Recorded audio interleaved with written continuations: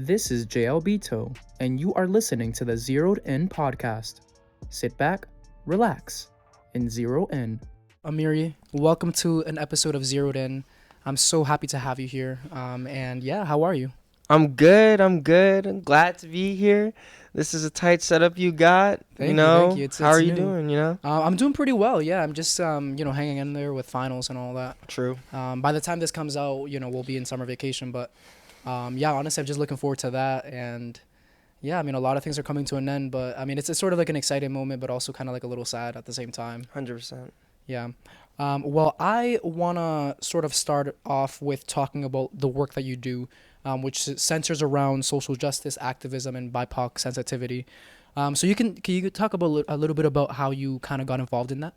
Yeah, so when I was born, I was both young brown people. We understand how it is to live out here. I want to make it as comfortable as a place where everyone can flourish, everyone can thrive. I'm a foster brother registered in the state of New York and New Jersey. So my family is a big foster family. May it be, cats, dogs, birds, people. We're always having people over, even if it's not like genuine fostering. My mom's just like a community organizer. Yeah. She's making meals for the community. My mom's my hero. She's Puerto Rican. She's from the Bronx, and she ended up going to BU and coming back to New Jersey with me, and we started this life. And just watching her and watching the life that she made for me, and watching all the people that she affected and having all of their experiences and all their stories season me. It's made me into a person who sees this as an essential part of human society, people who want to do this work and people who want to get other people to do this work as easy as possible. Yeah. So other people can do other work, but also see the importance in activism and social justice, and seeing the importance that the worst off people, the little guy, that they are the most represented and that they are also, seen and cared for. Oh yeah, 100%. That's so like amazing that you have like that role model in your life. I think it's so important to have that, and the fact that she inspires you to do this work is amazing. As the student experience senator for the Student Government Association here at Emerson, and also you're the chair of the student union. How do you, first of all, describe your role in both of those, and also how does your involvement in both of these organizations sort of intersect? Yeah, so I am the chair of admin I'm in a lot of roles in the student union, so I don't blame you. I'm the chair of administration communications in the student union, which means that I reach out to admin whenever we have any issues, we need to schedule a meeting.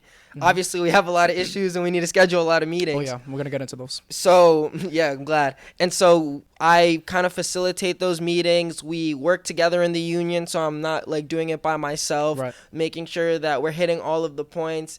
Administration, when you're dealing with a union, speaking to you from the chair of administration communication, there was going to be that tipping point where they stopped being cooperative with us and they started to see us as adversaries. I believed we have approaching or slowly falling off of that tipping point as we have mobilized more students to sign this union drive to say, we are student workers.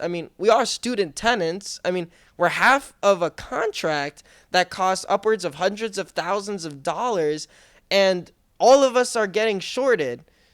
So if we have a common problem, then we need to have a collective goal, a collective solution that comes into collective bargaining, which is what a lot of unions fight for. They want a seat at the table of decisions because they need us. This college doesn't run without the students. 90% of all of the profit that they make is off of our tuition. Would it be like that if students had a say on how high their tuition would be? No. And or maybe we would have a thing where our Title IX services, our staff people there aren't having such a high turnover. Maybe they aren't getting paid as trash as they are, which is under the medium for their job. Maybe we'd have more than 1 to 2 to 3 people working there. That's all for safety reasons. We need to have more people working that Title IX department. This is a college. Yeah. People are living door to door with each other, and it's important that we have that safeguard there. Similar to the mental health services, you could really fall into some if you're not taking care of your mental health. And on campus, if you're going to charge us upwards of hundreds of thousands of dollars to sign up for only 4 classes a semester, then you need to make sure that can focus on that education, right?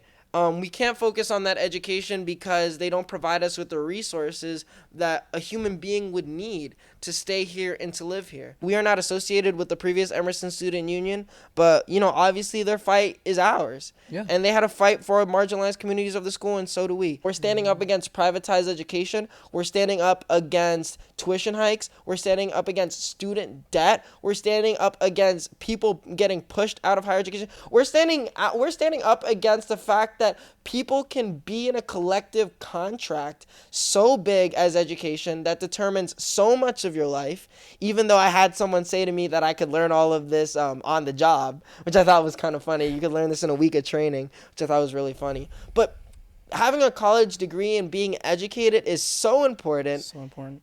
And it's being held out of reach of so many people. And it's being teased in front of people, and people are being scammed out of it by this very progressive institution. At the end of the day, I'm happy that I'm able to be a student experience senator, to advocate for the students, advocate for my class of 2026. I got y'all. But at the end of the day, we did a lot of good things. How do you usually approach people that have differing views from you, people that disagree with you? How do you usually approach those conversations? I have a few conservative friends I could think of. Like I said, it's Hunger Game districts out here, so it's funny what we're even arguing about. It seems like we're all arguing about what the best course of action for revolution is. They're like no guns. Okay, let's look about the gun argument, right? The gun control argument. Democrats, the stance is no guns. The more guns there are, there's more issues and stuff like that. That's an interesting argument, because obviously, look at what the FBI does. Fred Hampton, who was a revolutionary thinker who had the Rainbow Coalition. So this Rainbow Coalition was actually a group of Confederates. So they had the Confederate flag, but then they had a Black Panther logo as well. But they were saying yo, we're from the South. We are victims of state violence. We stand with our black brothers. Yeah. So, conservatives, neo-Nazis, there's a growing amount of those people coming out and protesting.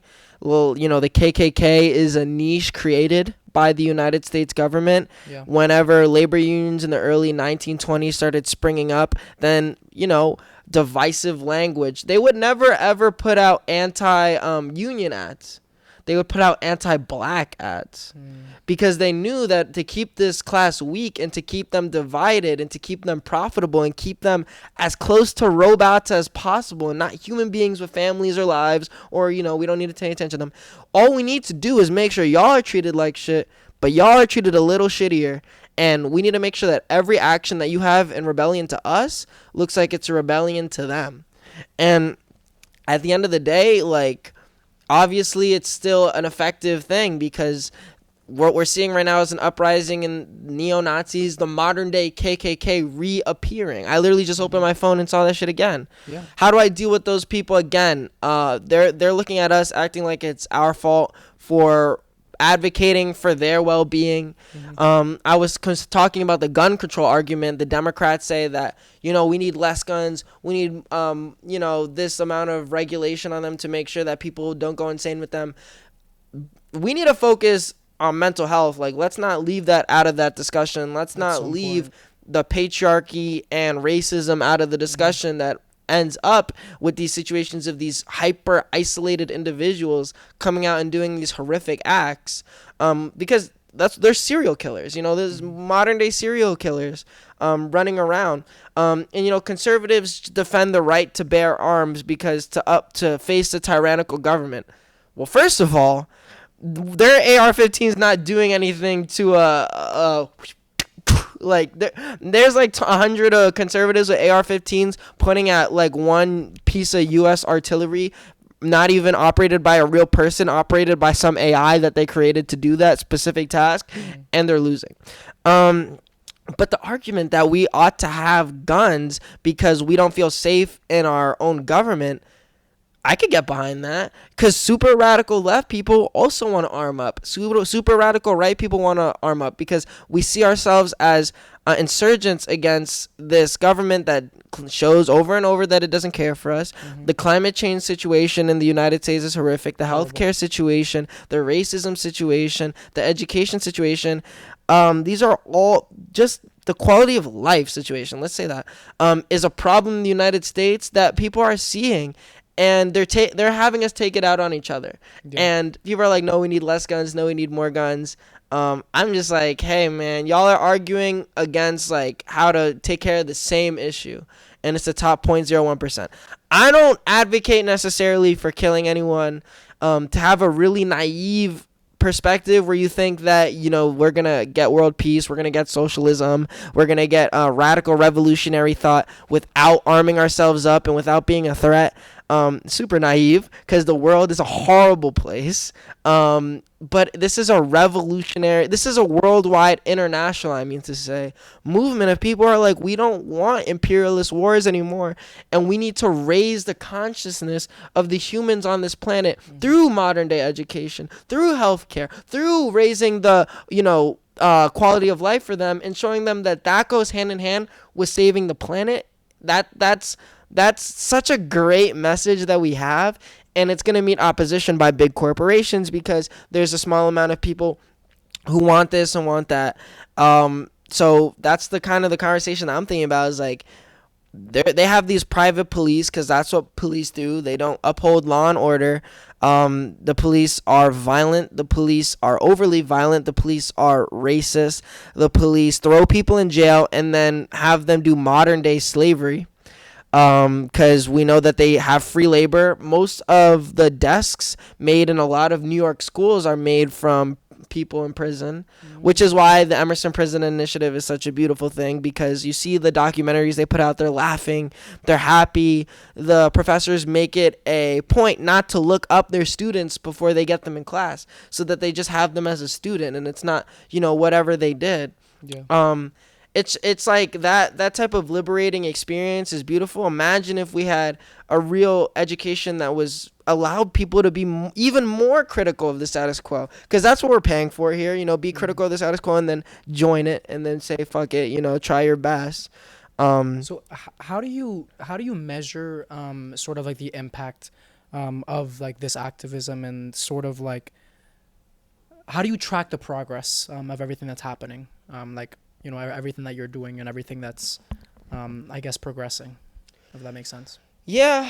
So how do I track the progress of the movement, the impacts that it's having? It's not hard to say, but I also like to have the resources to like look into everyone's minds and to see in their computers who's talking about us. But people are reacting like, we didn't talk a lot about Arif Said Faisal yet. Yeah. The 20-year-old UMass Boston student who was executed by the police for having a mental health crisis. The police responded to the scene. They turned off their body cameras, so we have a blatant lack of evidence, which is why, them saying that, we're going to get body cameras, that doesn't stop police brutality. There's more evidence out there. Have the names of the officers been released Not yet? Nope, not yet. They denied all 4 of our demands when we went to go meet with City Manager Huang. Since this is going to be released after the fact, I'll say that we have more actions planned. They're opening it up for public comment. Okay. They do these things whenever we went to the city council meetings, the Cambridge City Council meetings, to speak about Arif Said Faisal, to speak about the measures that we have, to speak about a new era of policing where we have more of a focus on rehabilitation, more of a focus of understanding what causes crime, understanding how do we apply that to practice, demilitarizing them so they don't respond to scenes with heavy ass artillery. And maybe that definitely goes hand in hand with demilitarizing the population, and just making sure that the fights that we're having are just minimalized. Anyways, this new era of policing that we want to discuss is not some far-fetched thing. And the Cambridge City Hall, they are investigated by a bunch of police that do their own situation. So the third-party people that they had investigate this are a bunch of police. that, you know how the police are. They have such a strong unionized. It's a good old boys club. They're supported by big vetted corporations who want to sell them more guns and bigger tanks and want to make these communities worse so the crime increases. All this to say is that we standing against that in the Reefside Faisal movement and saying, y'all are so militant and y'all are so brutal that y'all pull up to scenes, y'all start firing away, stray bullets kill people, stray bullets hit people. Y'all are doing high-speed police chases through our neighborhoods. Sometimes people crash and die.